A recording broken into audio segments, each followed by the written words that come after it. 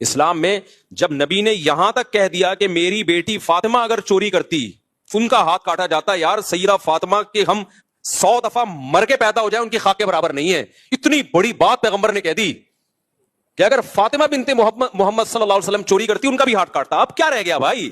تو پیسوں کے لین دین میں، مالی معاملات میں، کیریکٹر میں، بھائی یہ معافی کے قابل نہیں ہے. اس میں عالم ہو، مفتی ہو، کچھ بھی ہو. تبھی ہماری مسجد کا سارا مالیاتی شعبہ میں نے اپنے ہاتھ میں رکھا ہی نہیں ہے، وہ خزانچی کو دیا ہوا ہے، اور وہ بھی یہاں کے پرانے بزرگ ہیں، ان سے حساب لیتا رہتا ہوں میں.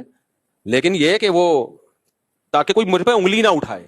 اور جو ابھی ہم نے مفتی طارق مسعود فاؤنڈیشن بنائی ہے نا، اس کا پیسہ بھی ایک آدمی کے ہاتھ میں نہیں رکھا. میں چاہتا سارا آ رہا ہے میرے اکاؤنٹ میں، اپنے پاس رکھتا میں. بدگمانیاں ہوتی، انگلیاں اٹھتی. بھائی ایک آدمی نہیں ہے، پوری ایک ٹیم بنا دی ہے کہ سب کے صلاح مشورے سے یہ پیسہ خرچ ہوگا، اور ایک آدمی کی انڈیویجول رائے اس میں نہیں چلے گی.